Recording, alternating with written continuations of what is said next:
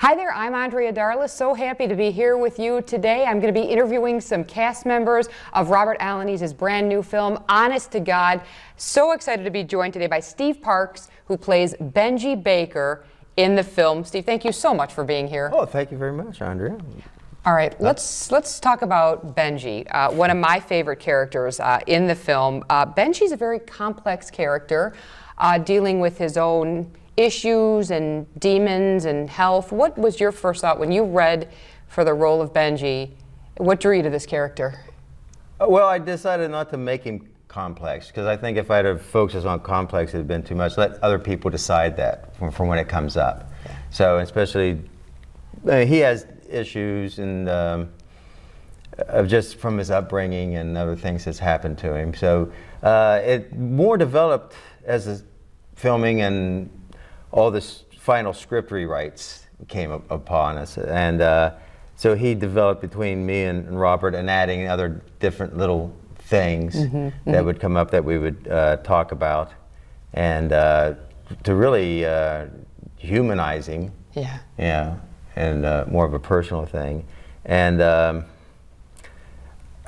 not to get into more issues of health problems and everything. Right. I decided just to play him as a 4-year-old, and so a 4 or 5-year-old, whatever is happening at that moment, that is the most important thing. Yeah. Even if it's not really that important, that's the most important thing, and I think that showed a lot of the different problems that people have with Benji. I think a lot of people relate to Benji because of his childlike appearance and his just, his energy. I think people can relate to Benji on a multitude of levels, don't you? Whether it is the youthful joy or the anger toward the end of the film. Well, that's funny you said it, because someone else that was working crew on this, and they read this, and they were wanting Benji, and they were wondering, where is Benji? And he said, he's Benji. He goes, no, Benji's like 8 years old, isn't he? And so I guess we did come across with the youthfulness and childlikeness. Right. Yeah. But again, I think everyone could see that, in themselves too. You play Danny Adams' best friend. Yes. From junior high or middle school, whatever they call it now. Talk about the dynamic between Benji and Danny, and you and Burke, the characters, and just how you guys really clicked, and it showed on screen. Oh, did it? It did. Oh, that's good. It really did. It's a nice, it's a good friendship. Yeah. It has its ups and downs. Yeah, well, like anything, and I thought that was the good thing that made it a friendship, that we weren't always, friendly, that we can, if you can't yell at your friends and really have it at them. So, there's just some of those that you don't have to click on it. I mean, and Burke was good to work out, because he was actually looking and talking to me, and me to him, as Daniel and Benji, and so instead of just, they've decided how they're going to play it, and it doesn't matter what you do, it's not going to change. But there was a lot of give and take, and just, a good friendship that we never really knew each other from beforehand. Yeah. But I think, that was, just something that happened naturally there, so. There's a scene where you go to a bar, and it's a karaoke type bar, Yeah. It comes out really well too. But you get up and you sing a song, and that scene was a very emotional and a very moving scene. So that had to be emotional and moving for you. Yeah, and I think the thing that made it emotional for everyone else is because of the twist that was made in it, that I was singing a song at the beginning of just kind of a joke, like embarrassing my friend Danny or Daniel, and then the song, just as it's written, takes the emotional turn, and that's when my character doesn't really have a fixation on death, but it's there. It's always on his mind because of everything. And so even when he's just doing a happy-go-lucky song, he all of a sudden remembers, oh, this song's about death. Oh, yeah. So. Yeah, and you can see the character going through that transformation in his own mind too. Your thoughts are kind of becoming his thoughts. Yeah, and I was glad it turned out, because afterwards I was thinking, oh, I got so into myself, I knew where the camera was, but I was afraid I brought my head too far down that you couldn't see my face or anything. No, you can see. That's where my training and experience came in. Yeah. That I could still go off to somewhere else, and the body still knows to, look at the camera. To look at the camera, even though you could see your eyes kind of welling up with tears. Yeah. Well, that's a good song. It's a good song, and you did it. You did a great scene. Can we talk a little bit about Beverly? Okay. Beverly is, we learn kind of halfway through, is the name of your bicycle. Mm-hmm. But that develops as well, and that Beverly has significance for Benji. Yeah. The name. Benji had a fiance who passed away or died years ago that he just hasn't gotten over. Yeah. And I'm sure other things along that happened, so that it just never healed from that. And the name wasn't originally Beverly in the script. Really? It was written in the script that Benji delivers pizzas on a bicycle, and that's my job, Benji's job. I deliver pizzas on a bicycle, and I said, well, I do have a bicycle. The only thing is, where I bought it from a place that used to rent out bikes, they had names already printed on the bike.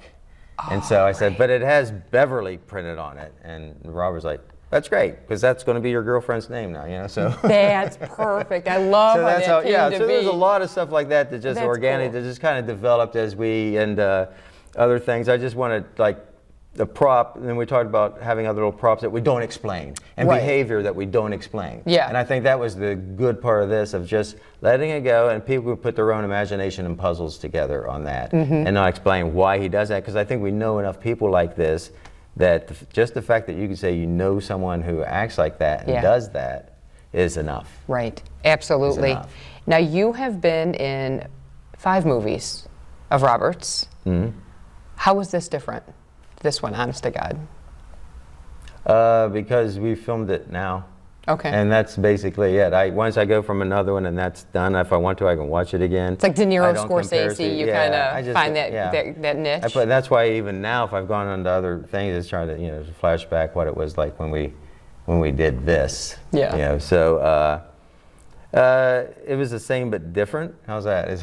That's good. It seems like there's a comfort level. Yeah. There's more of a developing both.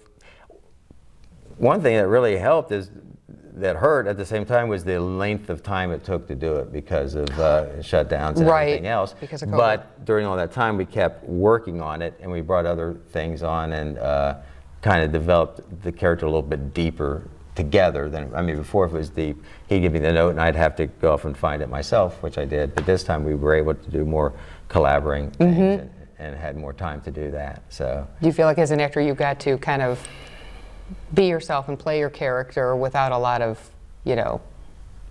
someone saying, do it this way, do it this way? There was more collaboration. Right, because we had more time and we already knew what it was going, so at least on our part when we got together, it had already been discussed and everything. So from working from before. So I think that was, I guess, the thing that brought it together from before. Yeah. I knew how to interpret Robert's notes, and he probably do what notes not to give me. Right, exactly. I'm not going to say that to him again. Last time I said that to him. Not that he's in the room or nearby or anything of that sort. Yeah. What do you want audiences to take away from this film and from your character? What do you want audiences to see on screen and go home with regard to Benji? We all know people like that, and we also know it's hard to be around people like that. And I'm not so much of a method actor. I was going to do it all the time, but it was so hard. I warned people. If I keep dropping character and going back into it and everything else, it's just not going to be sincere, or right. It's going to look like acting, and I didn't want to look like acting. So maybe you can use that as a way to try to deal with people, especially if you're a caregiver to someone like that. Right. And you're just forgiveness, and we're just here for a short time, but it's really hard to do that too. Yeah, it's hard to have empathy. It is. Yeah. It's hard. We're human. Yeah. So, all right. Final question: if you were told you had 3 weeks to live, what would you do? I wouldn't tell anybody. How come? I think that would be. I would only do that if I wanted attention, and that would be more self-serving, and to get sympathy, and then, you know, and get nothing but sympathy. Right. But I would like to have some time. I had someone just passed away, had no time. And if he'd only found out a week later, what that would have been like. So, I would spend more time with family. Yeah. Yeah. Yeah, of course. And try to make it a way so they don't get mad at me for not telling them, but yeah. Right, right. So. I didn't mean to leave you with the heavy, No, that's the right. heavy No, question. that's something to think of, because we always have to think about that, you know. Yeah. But I mean, just the way that my mind goes, I just, when you asked that, it was reminded me of the old joke that the doctor calls the guy up, said, well, I got bad news for you, and it says, you only have 24 hours to live. Right. And I've got worse news. I couldn't get a hold of you yesterday. Oh, right. See, you're just like your character. You make us laugh, you make us cry. You're just a wonderful actor, and it's such a pleasure. Thank you so much, Steve. Thank you, Andrea. Steve Parks. Thank you so much.